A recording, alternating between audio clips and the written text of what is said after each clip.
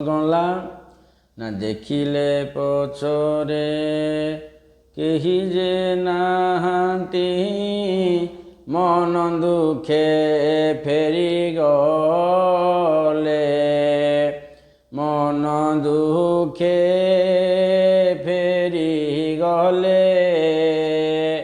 ଦୁଃଖିତ ମନରେ ନ ଖାଇ ନ ପିଇ ରାଜା ପୁଣି ଶୋଇଗଲେ ଗୋ, ରାଜା ପୁଣି ଶୋଇଗଲେ। ରାତ୍ରେ ହେଲା ସପନ ମୋର, ଏହି ଯେ ପସନ୍ଦ ସ୍ଥାନ ଗୋ, ଏହି ଯେ ପସନ୍ଦ ସ୍ଥାନ। ସମୟ ଆସିଲା ପୁରୀ ଗଜପତି, ହିଙ୍ଗୁଳାଙ୍କୁ ଆଣିଥିଲେ ଗୋ, ହିଙ୍ଗୁଳାଙ୍କୁ ଆଣିଥିଲେ।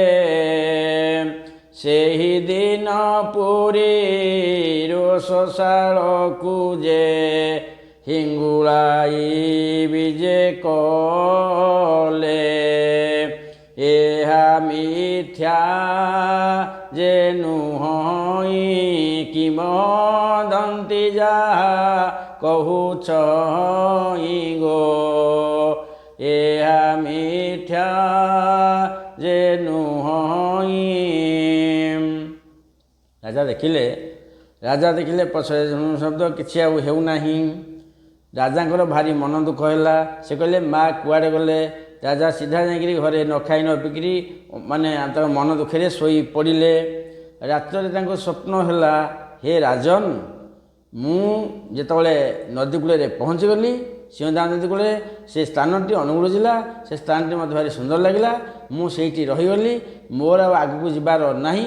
ତମେ ନିଶ୍ଚିନ୍ତ ରୁହ, ସମୟ ଆସିଲେ ସବୁ ଜାଣିପାରିବ। ଫେର ଦେଖିବା ପରବର୍ତ୍ତୀ ଗୀତ।